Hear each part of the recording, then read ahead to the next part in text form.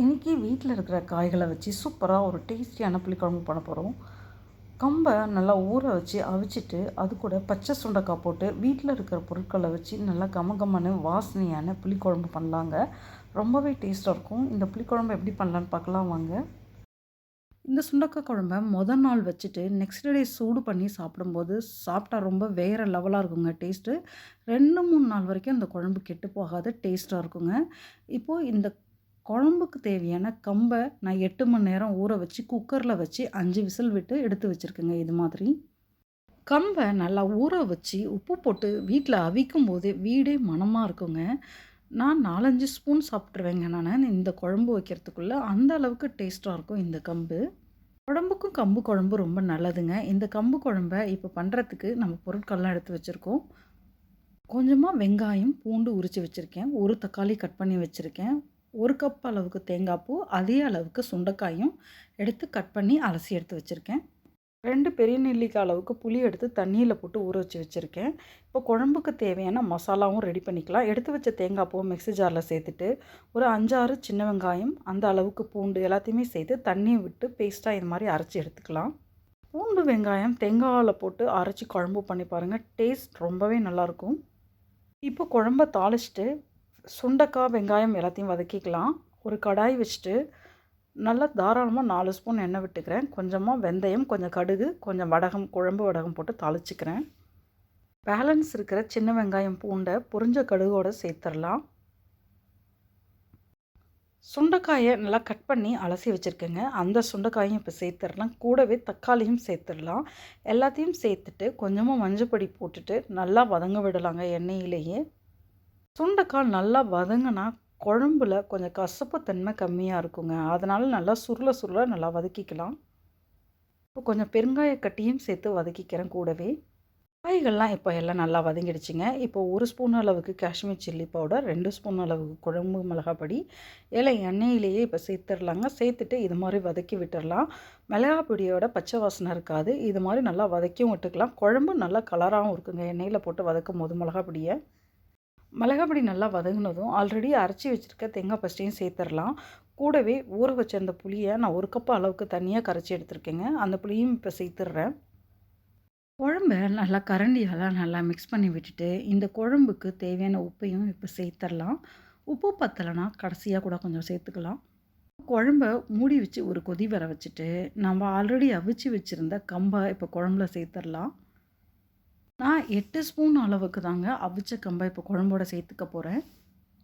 நிறைய கம்பு நம்ம சேர்க்கும்போது குழம்பு ரொம்ப கட்டித்தன்மையாகிடுங்க. அதனால் நம்ம தேவையான அளவுக்கு கம்பை சேர்த்துக்கிட்டா போதும். இப்போ நல்லா கிளறி விட்டுறலாங்க குழம்ப. இப்போ 4 பேருக்கு தேவையான குழம்பு தாங்க நான் பண்ணுறேன். 4 பேருக்கு தேவையான கம்பை தான் நான் குழம்புல சேர்க்குறேன். இப்போது நல்லா கிளறி விட்டுட்டு நான் உப்பு இருக்கான்னு சொல்லிட்டு ஒரு தடவை செக் பண்ணிப்பேங்க. குழம்புல ஆல்ரெடி கொஞ்சம் உப்பு போட்டிருக்கோம். கம்புலேயும் அரை உப்பு போட்டு அவிச்சிருக்கோம். நல்லா கொதிக்க விட்டுட்டு நல்லா கரண்டியால் இது மாதிரி கிண்டி விட்டுட்டு உப்பு பார்த்துட்டு உப்பு பத்தலைனா கொஞ்சமாக உப்பு சேர்த்துக்கணுங்க. இப்போ குழம்புக்கு உப்பு பத்தலை, அதனால் கொஞ்சம் உப்பு போட்டுட்டு ஸ்டவ்வை ஸ்லோ ஃப்ளேமில் வச்சுட்டு நான் குழம்பு மூடி வச்சு நல்லா கொதிக்க விட்டு எடுத்துருக்கேங்க. நான் இது மாதிரி குழம்புல எண்ணெய் பிரிஞ்சு வந்தாலே குழம்பு நல்லா கொதிச்சிடுச்சு. குழம்புல போட்டிருக்க சுண்டைக்காய் சூப்பராக வெந்திருக்குங்க. கூடவே சேர்த்த கம்பும் நல்லா குழம்போட சேர்ந்துருக்குங்க. நல்லா மணமாக இருக்குங்க குழம்பு கொதிக்கும் போதே. எப்பயுமே நம்ம வீக்லி 1 டைம் புளிக்குழம்பு பண்ணுவோம். இது மாதிரி ஒரு கம்பும் இது மாதிரி சுண்டைக்காயும் சேர்த்து புளிக்குழம்பு பண்ணி பாருங்கள். டெய்லி கண்டிப்பாக நம்ம வீட்டில் இருக்கவங்க இது மாதிரி புளிக்குழம்பு வேணும்னு கேட்பாங்க. அந்த அளவுக்கு டேஸ்ட்டாக இருக்கும். தோசை இட்லியோடு வச்சு சாப்பிட்டு பாருங்கள். டேஸ்ட் ரொம்பவே நல்லாயிருக்குங்க. கம்பு போட்டு குழம்பு பண்ணுறீங்கன்னா இப்போ தான் முதல்ல பண்ணுறீங்க, இல்லை பிகினர்ஸ் இது மாதிரி ட்ரை பண்ண போகிறீங்கன்னா குழம்பு இது மாதிரி கொஞ்சம் தண்ணியாகவே வச்சுக்கோங்க. குழம்பு போக போக நல்லா கெட்டித்தன்மையாகிடுங்க கம்பு போட்டிருக்கிறதால. இந்த கம்பு குழம்பு ரொம்பவே டேஸ்ட்டாக இருக்குங்க. கம்பு பிடிக்காதவங்க கூட விரும்பி சாப்பிடுவாங்க. அந்த அளவுக்கு டேஸ்ட் ரொம்ப நல்லாயிருக்கு. சுட சுட பச்சரிசி சாதம் வடிச்சிட்டு கூடவே 2 அப்பளம் வச்சு இந்த கம்பு குழம்பு சாப்பிட்டா டேஸ்ட் ரொம்பவே நல்லாயிருக்கும். ட்ரை பண்ணி பாருங்கள் இன்றைக்கி. இது மாதிரி ஒரு கம்பு குழம்ப குழந்தைங்க கூட விரும்பி சாப்பிட்ருவாங்கங்க. எங்கள் வீட்டில் இருக்க குழந்தைங்களுக்கெல்லாம் நாங்கள் ரைஸோட பிசைஞ்சு இந்த கம்பு குழம்பு கொடுத்துருவோம். ஈஸியாக சாப்பிட்ருவாங்க. கூடவே இப்போ இந்த கம்பு குழம்புக்கு கருவேப்பிலையும் இது மாதிரி சேர்த்துக்கலாங்க. பச்சை கருவேப்பிலை இந்த குழம்போடு சேர்க்கும்போது குழம்புக்கு இன்னும் மணமும் ருசியும் நல்லா இருக்குங்க சாப்பிட்றதுக்கு. இந்த புளிக்குழம்பு உடம்புக்கு ரொம்பவே நல்லதுங்க. இந்த புளிக்குழம்புல எல்லா சத்துக்களும் நிறைஞ்சிருக்குங்க. கம்பும் போட்டிருக்கோம், சுண்டைக்காவும் போட்டிருக்கோம். வயிற்றுக்கு ரொம்ப நல்லதுங்க. சுண்டைக்காய் போட்டு புளிக்குழம்பு ரொம்ப சாப்பிடும்போது நல்லா குளிர்ச்சியும் தருங்க. கம்பு வச்சு இந்த குழம்பு சாப்பிடும்போது. சம்மர் டைம்லலாம் நம்ம புளிக்குழம்பு அவ்வளோவா விரும்பி சாப்பிட மாட்டோம். ஆனால் இதை மாதிரி கம்பு குழம்பு வச்சு சாப்பிட்டு பாருங்கள். உடம்பு நல்லா குளிர்ச்சியாக இருக்கும். ட்ரை பண்ணி பாருங்கள். இந்த கம்பு குழம்ப நான் நாள் நைட்டே இப்போ நான் பண்ணிகிட்ருக்கேங்க. இந்த கம்பு குழம்ப நைட்டுக்கு தோசைக்கு தேவையானதை நான் ஒரு பவுலில் எடுத்துக்கிறேன் நான். இதை மாதிரி நான் கம்பு குழம்புலாம் பண்ணும்போது நாள் நைட்டே இந்த மாதிரி வச்சுருவேங்க நான். தோசைக்கு யூஸ் பண்ணிவிட்டு நெக்ஸ்ட்டு டே நம்ம ரைஸ் வடிச்சிட்டு லஞ்சுக்கு சேர்த்து சாப்பிட்டுக்கலாம். இந்த கம்பு குழம்பு நல்ல மணமாகவும் இருக்குங்க. சாப்பிட்றதுக்கு டேஸ்ட்டாகவும் இருக்குங்க. இந்த கம்பு குழம்போட தேவைப்படுறவங்க ஒரு துளி வெல்லம் சேர்த்துக்கோங்கங்க. நான் நெக்ஸ்ட் டே குழம்பு நான் லஞ்சுக்கு சேர்க்கும்போது கொஞ்சமாக நான் வெல்லம் சேர்த்துப்பேன் ஒரு துளி.